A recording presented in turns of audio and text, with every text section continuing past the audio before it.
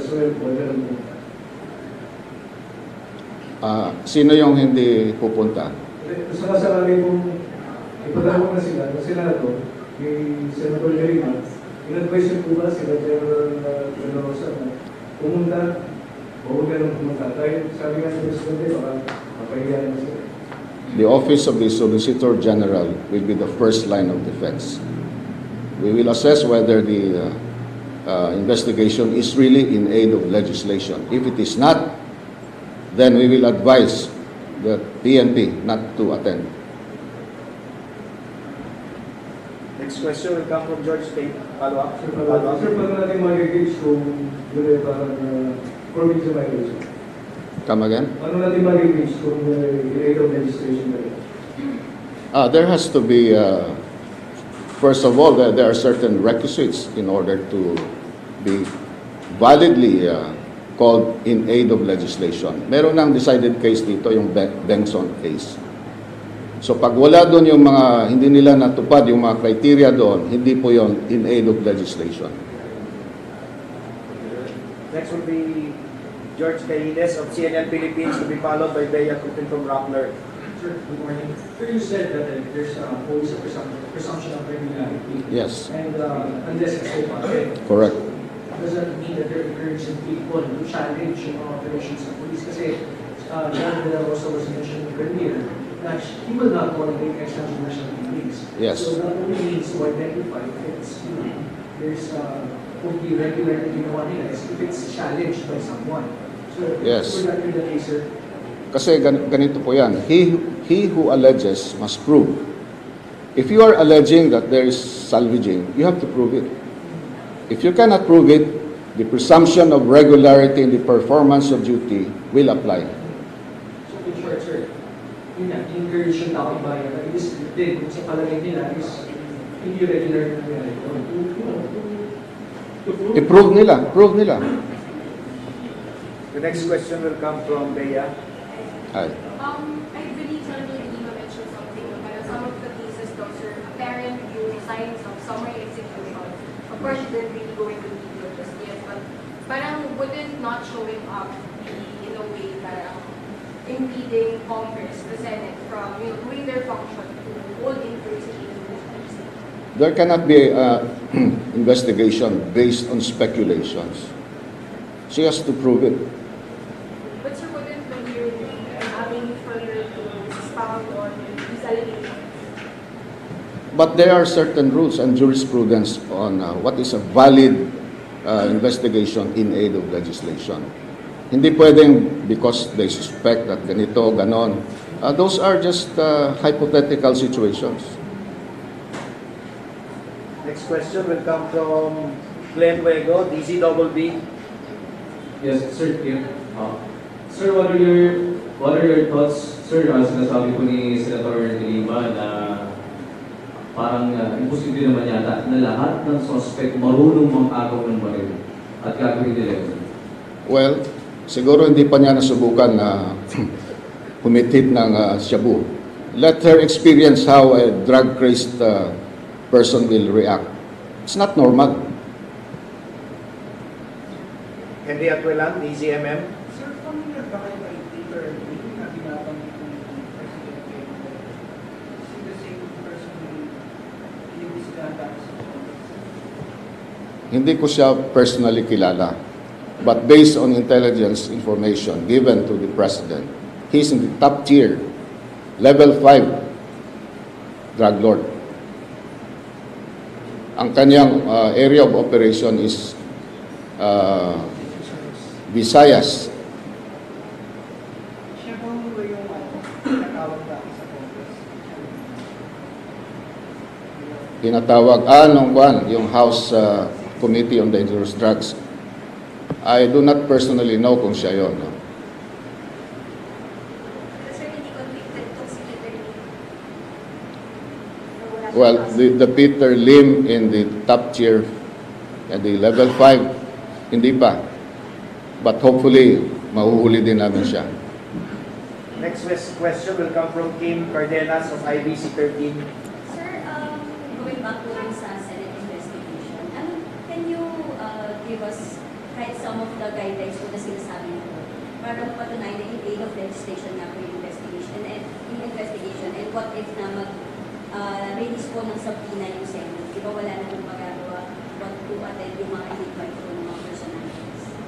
Let me refer you to the case of Bengson versus the Senate. No?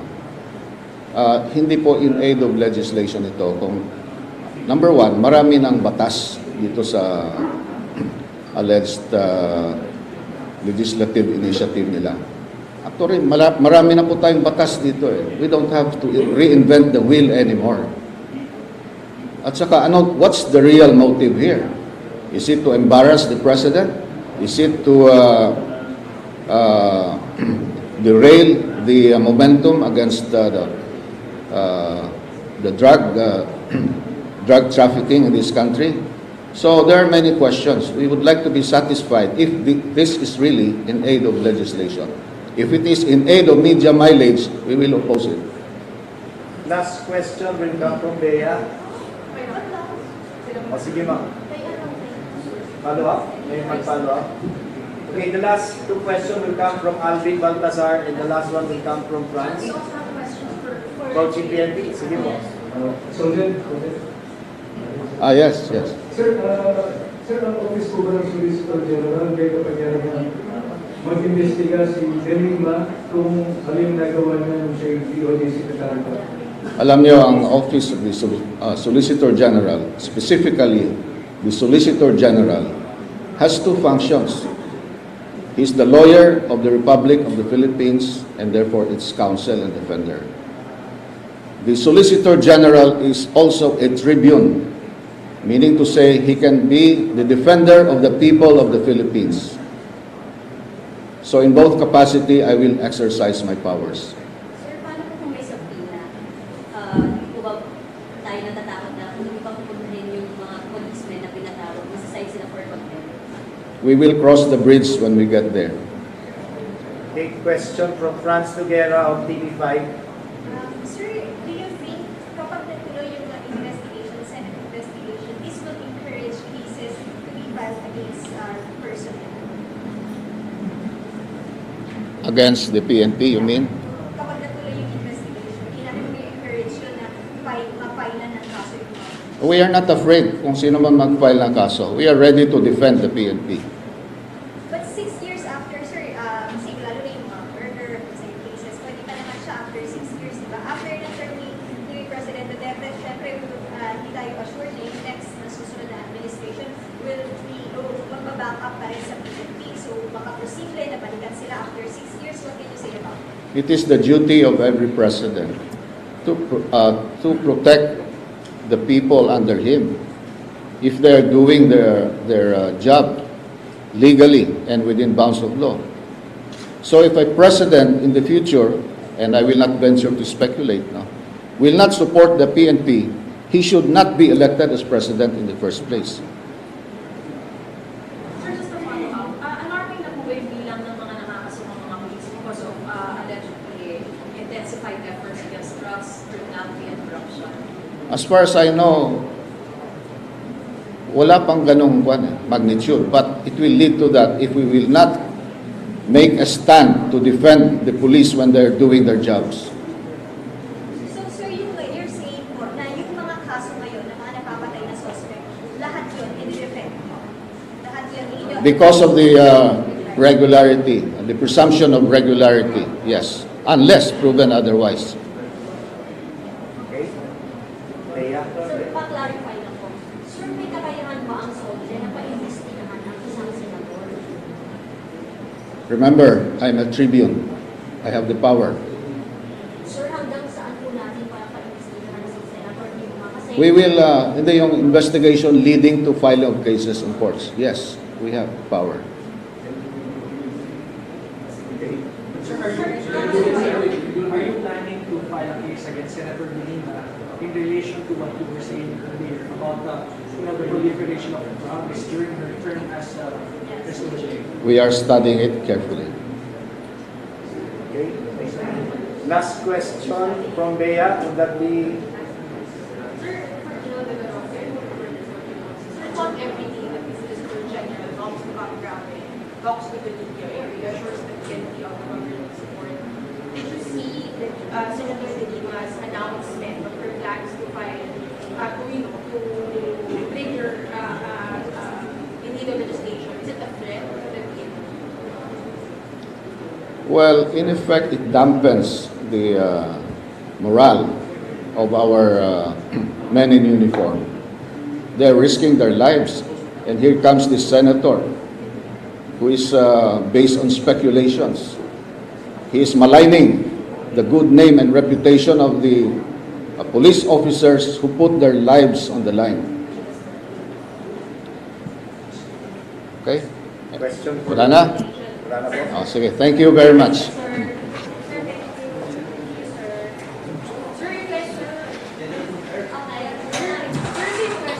Okay, three. Can we have three questions? It's not every day that we see the Solicitor General come to background and face the media and assure the PNP of their support. Sa'yo, Sir Wilson, nakita mo ba as a threat yung sabi ni Senator General na she plans to, to launch an inquiry on the PNP? Threat po ba yun to the PNP? Yes, as what the Solgen said, it dampens the morale of our PNP personnel. But right now, since nire-reassure ni Solgen yung ating kapulisan na andyan yung Office of the Solicitor General to defend any case to be filed or being filed against our operating personnel, so high moral yung kapulisan. So ngayon, I am openly encouraging our people. Sulong mga kapatid. Walang atrasan ito. Sulong. Dahil the momentum is on our side.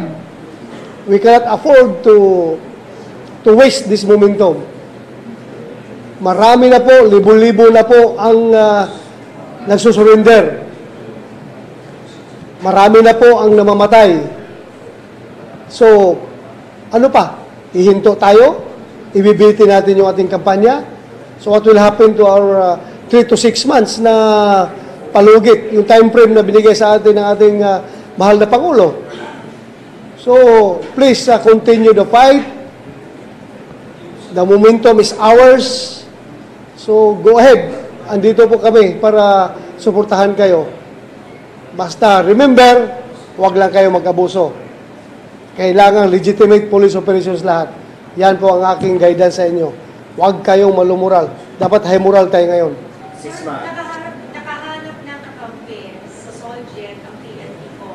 So, pinagpapatuloy niyo yung ginagawa nila ngayon. So, pero ano pong measures ang kailangan implement ng PNP naman po para masigurong legitimate natin operation, walang butas, at walang agam-agam yung ating kababayan? Wala po akong gagawing measures na sa ongoing campaign natin. I presume that all that they are doing are regular. Presumption in the regularity of the performance of duty. So, unless meron kayong nakikitang kamalian, then you can challenge the regularity of that operation. You can challenge anytime. Basta kami sa ngayon, there's no stopping us in our campaign. Abante kami, hindi kami atras. Pero sir, kahit pang counter-check, kumbaga sa inyo, wala na kayong gagawin? Wala. As I have said, meron tayong mga disciplinary mechanisms na in place na. Kung alam nilang ginagawang kalokohan, then you file the necessary case. Meron tayong IAS, Internal Affairs Service. They can go to the NAPOLCOM for any grievances. Lea Ilagan, TV. Ulitin ko, yung kwan dyan is, mahirap yung utos ka ng utos sa mga tauhan mo na abante, lumaban ka. Tapos at the same time, yung isang kamay ng tauhan mo, tinatali mo sa likod. So yung suntok niya, isang kamay lang. He cannot fight properly. So, larga. In-encourage mo silang lumaban. Lumaban kayo with all your might, with all your capability. Huwag niyong itali yung isang kamay ninyo. Basta, Lagay nyo palagi sa utak ninyo na ang ginagawa ninyo ay legitimate. Huwag kayong mag-abuso. You always observe the police operational procedure. Gawin niyo properly yung trabaho ninyo. At there's no way na mabubutasan tayo. Basta trabaho lang. Remember, you are dealing with criminals who are wala sa tamang pag-iisip. Isipin nyo, nire-rape nga nila yung bata na 3 years old. Nire-rape nila yung matanda na almost 80 years old na. Nire-rape nila. O may tamang pag-iisip ba yan? Pwede ka rin anytime, pwede ka niyang saksakin, pwede ka niyang barilin, pwede kang agawan ng baril, dahil wala sa tamang pag-iisip. Pwede silang tumalon sa sasakyan habang tumatakbo.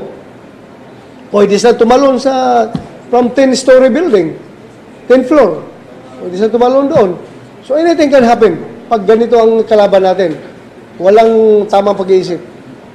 Ms. Leia Ilagan. Yeah. Sir, inutos na ni Secretary Sven ang lifestyle check sa mga PNP personnel. Tapos po ba kayo ng isang grupo para magsagawa nito? At hanggang saan po yung sasailalim natin sa lifestyle check? Hanggang kay Oman ba yan? From General to Again, hindi pa ko nabigyan ni SILG ng guidelines pertaining to that, but I would like to assure the public that everyone in the PNP, from the chief PNP down to the lowest PO1, ay open po sa lifestyle check. Hindi, wala kami itatago. Kailang open kaming lahat. Siguro ang mag-oppose niyan ay yung mga pulis na mayroong tinatago. Yung may mga tinatagong kayamanan, mga ari-arian, sigurado ko mag-uupos yan. Pero my stand on that, my take on that is we are open. You can do anything you want. Open po yung aming hanay para mag-conduct ng lifestyle check. Para naman, malaman talaga natin kung sino yung mga sindikatong pulis. Okay. Last question from Mariso Malik. Sige, pagbigyan mo.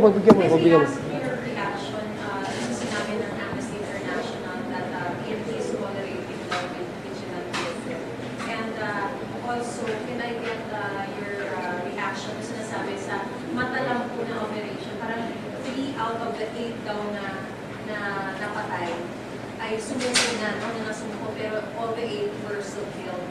Again, sabi ko nga sa kanila, kung meron sila nakitang mali doon sa operation, they can file a case. Hindi yung nilalahat nila, nagiging speculation yan, na sinasabi nila, ganito daw, ganito, gano'n. File the necessary case. Again, I must give you the assurance na ako po'y ayaw ng vigilantism. Kung meron kayong vigilante dyan, I can be the vigilante against the vigilante. I must give you that assurance. I will be vigilant against vigilantes. Ayaw ko yun. Ayaw ko yung mga ginagawa. Ang gusto ko po, lahat ay above board. Lahat ay legitimate operations. I do not condone vigilantism.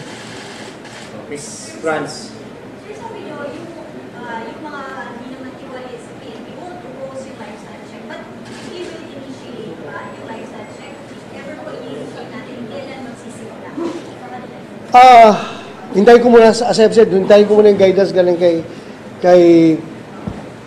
SILG dahil pag kami naman kasi magkakandak ng lifestyle check sa aming sarili, baka magiging self-serving, di ba? Parang hindi maganda tingnan. Anyway, tingnan ko lang kung anong magagawa namin tungkol dyan. Basta kami, we are open anytime. So you suggest third party yung mag-conduct ng lifestyle check? Hindi ko naman sasabi third party, from within the chain of command. Siguro, kung hindi pwede sa level ng PNP dahil, yun nga, maraming tatamaan ng mga tao namin sa loob ng organisasyon at magiging questionable yung resulta, then it can be based sa taas na level. Napolcom, si SILG naman, ang chairman ng Napolcom. So, pwede siguro ang Napolcom. But I don't think yung tagalabas, dahil marami dyan, alam mo na, at the same time, while I want transparency, at the same time, dipinsahan ko rin yung hanay ng kapulisan from any abuse coming from the outside. Lalo na ngayon na marami pong mga drug lords dyan na may koneksyon. Sigurado ako, titirahin kami dyan sa kanilang mga koneksyon. Konektado yan sila from the fiscals to the judges to the Congress, to the, pati sa media, makakunik sila. Hindi lang nyo alam. Nagagamit kayo ng ibang drug lord dyan para sa kanilang objective. Nasisira ng kapulisan. Yan ang gusto nila. Yan ang gusto nila na malulumura ang pulis, kasuhan nila kaliwa kanan para mag-slow down kami sa aming effort. But no, with the assurance of our soldier, abante kami, walang atrasan. Sir, pero nabanggit nyo na rin yung media, naniniwala pa kayo dun sa sinasabi rin ni spokesperson ng media na may mga media na kasama sa illegal drug trade? Maybe, wittingly or unwittingly, merong nagagamit sa inyo. I want to be honest with you. Ito mahabang discussion, pero i-discuss ko sa inyo later. Pag kompleto na yung aming data, i-discuss ko sa inyo kung paano yung gumagalaw yung kanila mga facilitators na sinasabi. So possible kaya sa meetings Okay ni lang. President Duterte may media doon? Yung Hindi ko pa nakita kasi marami yung listahan niya. Sige po. Sir, can you give us update na sa 200 na local officials who are allegedly involved in drugs? Na kay Mayor yan. Hintayin na lang natin kung i-announce ni Mayor yan. Where are you in the investigation? Will- Ha? In the initial investigation, where are you? Wala pa. Hintayin ko yung lista pag ibibigay na sa amin. Sige Sir, po. campaign funds ba na ginamit na galing sa drug lords, campaign funds pwedeng nagaling sa mga... Oo. Ang daming mayor dyan na nanalo dahil sa kanilang drug money. Meron. Sa 200 na yun, sir, positive. Hindi naman lahat, pero basta meron yung we are going into narco-politics nga eh. Pag hindi natin ito maagapan, narco money will be used in the politics. So, narco-politics ang mangyayari sa atin. Sige po. Maraming pong salamat. The Chief PNP has still a schedule. Thank you so much for coming. Muli po. Salamat. Thank you. Salamat. Thank you for your breakfast. Sir, kinsa yung trigger mo? Sorry, sir. Sir, request.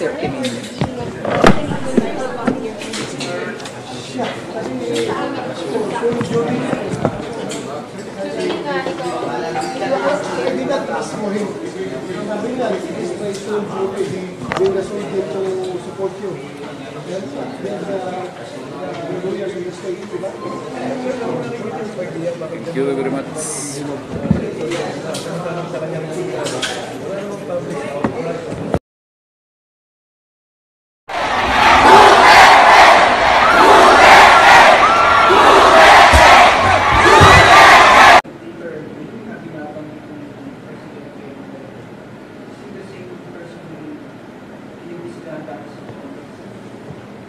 Hindi ko siya personally kilala. But based on intelligence information given to the President, he's in the top tier, level 5 drug lord. Ang kanyang area of operation is Visayas. Siya po yung tinatawag dati sa Congress. Tinatawag, yung House Committee on Dangerous Drugs. I do not personally know kung siya yun. No? Sir, hindi convicted itong si Peter Lim. Wala siyang Well, kaso. the Peter Lim in the top tier at the level 5, hindi pa. But hopefully, mahuhuli din namin siya. Next question will come from Kim Cardenas of IBC 13. Sir, going back to rin sa Senate investigation, can you give us kahit some of the guidelines po na sinasabi mo para mapatunayan na in aid of legislation nga po yung investigation and what if na release po ng subpoena yung Senate? Di ba wala na pong magagawa but to attend yung mga invite po ng mga personalities? Let me refer you to the case of Benson versus the Senate. No? Hindi po in aid of legislation ito. Kung, number one, marami ng batas dito sa alleged legislative initiative nila. Actually, marami na po tayong batas dito eh. We don't have to reinvent the wheel anymore. At saka, what's the real motive here? Is it to embarrass the President? Is it to derail the momentum against the drug drug trafficking in this country. So there are many questions. We would like to be satisfied if this is really in aid of legislation. If it is in aid of media mileage, we will oppose it. Last question will come from Bea. O sige ma'am. Follow up? May mag-follow up? Okay, the last two questions will come from Alvin Baltazar and the last one will come from Franz. We also have questions for Coaching PNP. Sige po. Soldier, Yes, yes. Sir, ang office po ba ng Solicitor General may kapangyarihan mag-investiga si Delima kung alin nagawa niya ng siya DOJ Secretary pa? Alam niyo, ang Office of the Solicitor General, specifically the Solicitor General, has two functions. He's the lawyer of the Republic of the Philippines and therefore its counsel and defender. The Solicitor General is also a tribune, meaning to say he can be the defender of the people of the Philippines. So in both capacity, I will exercise my powers. Sir, paano po kung may subpoena? Hindi ba tayo natatakot na hindi pa pupuntahin yung mga policemen na pinatawag? Masaside sila for contempt? We will cross the bridge when we get there. Okay, question from Franz Noguera of TV5.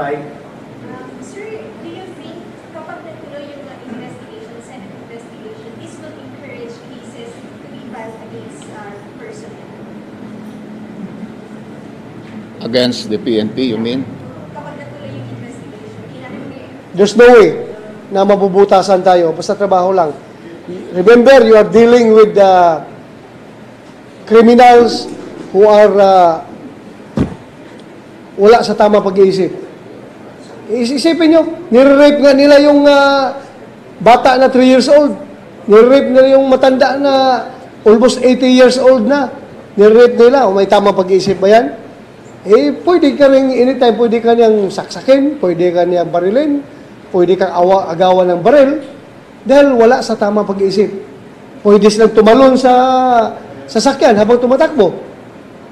Pwede silang tumalon from 10-story building, 10th floor. Pwede silang tumalon doon. So anything can happen pag ganito ang kalaban natin. Walang tamang pag-iisip.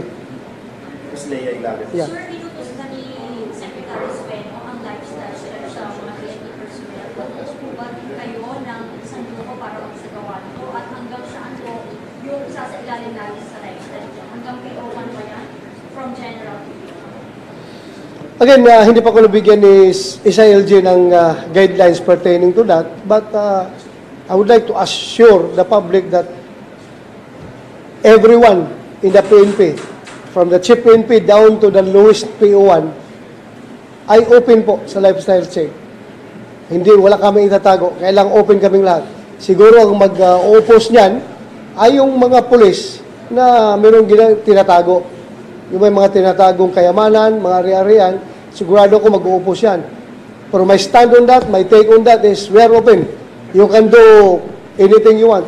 Open po yung aming hanay para mag-conduct ng lifestyle check. Para naman, malaman talaga natin kung sino yung mga sindikatong pulis. Okay. Last question from Marie Sumali.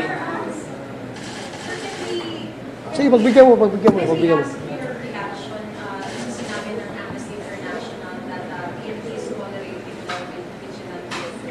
And also, can I get your reaction sa sinasabi sa mata lang po na operation? Parang 3 out of the 8 daw na napatay ay sumuko na, no? Na nasumuko, pero all the 8 were still killed. Again, sabi ko nga sa kanila, kung meron sila nakitang mali doon sa operation, they can file a case. Hindi yung nilalahat nila, nagiging speculation yan, na sinasabi nila, ganito daw, ganito, gano'n. File the necessary case. Again, I must give you the assurance na ako po'y ayaw ng vigilantism. Kung meron kayong vigilante dyan, I can be the vigilante against the vigilante. I must give you that assurance. I will be vigilant against vigilantes. Ayaw ko yun. Ayaw ko yung mga ginagawa. Ang gusto ko po, lahat ay above board. Lahat ay legitimate operations. I do not condone vigilantism. Ms. Franz. Sir, sabi nyo, yung mga hindi naman tiwali sa PNP won't oppose yung lifestyle check. But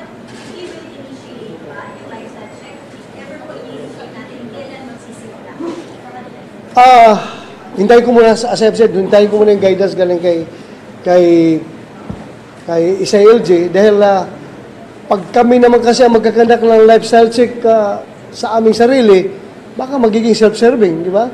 Parang hindi maganda tingnan. Anyway, tingnan ko lang kung anong magagawa namin tungkol dyan. Basta kami, we are open anytime. So you suggest third party encourage yun na ma-file na ng kaso yung mga. We are not afraid kung sino man mag-file ng kaso. We are ready to defend the PNP. But 6 years after, sir, sige, lalo na yung mga murder, same cases, pwede pa naman siya after 6 years, di ba? After na term ni President Duterte, syempre, hindi tayo assured na yung next na susunod na administration will be, magbaback up pa rin sa PNP. So, baka posible na balikan sila after 6 years. What can you say about it? It is the duty of every president to protect the people under him. If they are doing their job legally and within bounds of law. So if a president in the future, and I will not venture to speculate now, will not support the PNP, he should not be elected as president in the first place. Sir, just to follow up, alarming na po yung bilang ng mga nakakasumang mga police because of allegedly intensified efforts against drugs, criminality, and corruption? As far as I know, wala pang ganong magnitude, but it will lead to that if we will not make a stand to defend the police when they're doing their jobs. So, sir, you're saying po na yung mga kaso ngayon na mga napapatay na suspect, lahat yun in-defend mo? Lahat yun in-defend? Because of the regularity, the presumption of regularity, yes, unless proven otherwise. Okay? Leia? Sir, pa-clarify lang po. Sir, may kakayahan ba ang SOLJE na pa-investigahan ang isang senador? Remember, I'm a tribune. I have the power. Sir, hanggang saan po natin para pa-investigahan ang isang senador? Di ba? Kasi We will, hindi yung investigation leading to filing of cases in courts. Yes, we have power. Okay.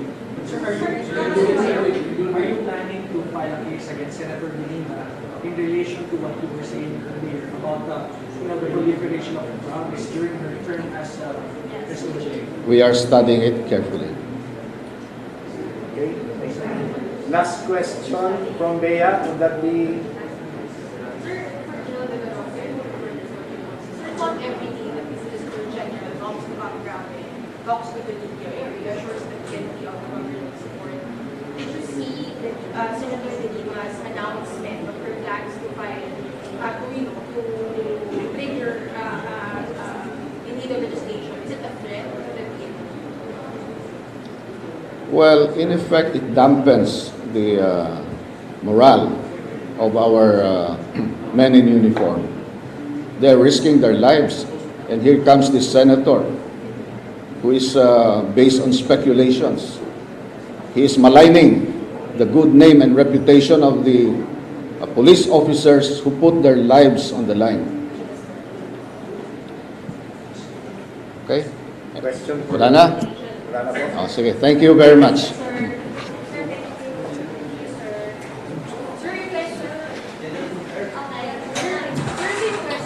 Okay, three. Can we have 3 questions? Ano? Every day that we see the Solicitor General come to background and face the media and assure the PNP of their support. Sa yung personally, nakita mo ba as a threat yung sabi ni Senator General na she plans to, to launch an inquiry on the PNP? Threat to by to the PNP? Yes, as what the Solgen said, As well, wala lang po. Sino yung hindi pupunta? Sa kasakali kung ipadama na sila, na Senado, kay Senator De Lima, in-advise niyo po ba sila General Rosa na pumunta o huwag ka nang pumunta? Dahil sabi nga ng Presidente, baka mapahiya na sila. The Office of the Solicitor General will be the first line of defense. We will assess whether the investigation is really in aid of legislation. If it is not, then we will advise the PNP not to attend. Next question will come from George Tate. Follow-up? Sir, paano natin mag-engage kung yun ay parang for me to violation? Come again? Paano natin mag-reach kung in aid of legislation na rin? There has to be, first of all, there are certain requisites in order to be validly called in aid of legislation. Meron ng decided case dito, yung Benson case. So pag wala doon yung mga, hindi nila natupad yung mga criteria doon, hindi po yon in aid of legislation. Next will be George Caines of CNN Philippines, to be followed by Bea Cupin from Rappler. Sir, good morning. Sir, you said that there's always a presumption of regularity. Yes, And unless it's open, correct. does that mean that they're encouraging people to challenge yung mga operations ng police? Kasi John De La Rosa was mentioned earlier that he will not tolerate extrajudicial killings. Yes. So that only means to identify if it's, there's would be regular na ginawa nila is if it's challenged by someone. So Yes. would that be the case, sir? Kasi ganito po yan. He who alleges must prove. If you are alleging that there is salvaging, you have to prove it. If you cannot prove it, the presumption of regularity in the performance of duty will apply. So in short, sir, yun na, encourage yung taong bayan na ibig din kung sa palagay nila is hindi regular na nangyari. I-prove nila. The next question will come from Bea. Ay. I believe Senator Lima mentioned something about some of the cases daw, sir, apparent yung signs of summary execution. Of course, you didn't really go into detail just yet, but parang wouldn't not showing up be, in a way, parang impeding Congress, the Senate, from doing their function to hold investigations. There cannot be investigation based on speculations. She has to prove it. But sir, wouldn't when you're having further to expound on these allegations? But there are certain rules and jurisprudence on what is a valid investigation in aid of legislation. Hindi pwedeng because they suspect that ganito, ganon. Those are just hypothetical situations. Next question will come from Glenn Wego, DZBB. Yes, sir. Sir, what are your thoughts, sir? Sinasabi po ni Senator De Lima na parang imposible naman yata na lahat ng suspect marunong mang-agaw ng baril at gagawin nila yun. Well, siguro hindi pa niya nasubukan na humitid ng shabu. Let her experience how a drug-crazed person will react. It's not normal. Henry Atuelan, DZMM. Sir, familiar ba kayo It dampens the morale of our PNP personnel. But right now, since nire-reassure ni Solgen yung ating kapulisan na andyan yung Office of the Solicitor General to defend any case to be filed or being filed against our operating personnel, so high moral yung kapulisan. So ngayon, I am openly encouraging our people. Sulong mga kapatid. Walang atrasan ito. Sulong. Dahil the momentum is on our side, we cannot afford to waste this momentum. Marami na po, libo-libo na po ang nagsusurrender. Marami na po ang namamatay. So, ano pa? Ihinto tayo? Ibibiti natin yung ating kampanya? So, what will happen to our 3 to 6 months na palugit, yung time frame na binigay sa atin ng ating mahal na Pangulo? So, please continue the fight. The momentum is ours. So, go ahead. Andito po kami para suportahan kayo. Basta, remember, huwag lang kayo mag-abuso. Kailangan legitimate police operations lahat. Yan po ang aking guidance sa inyo. Huwag kayong malumural. Dapat high moral tayo ngayon. Sisma. Nakahanap ng kakampi sa Solgen ang PNP ko. So, pinagpapatuloy nyo yung ginagawa nila ngayon. So, pero ano pong measures ang kailangan implement ng PNP naman po para masigurong legitimate natin operation, walang butas, at walang agam-agam yung ating kababayan? Wala po akong gagawing measures na sa ongoing campaign natin.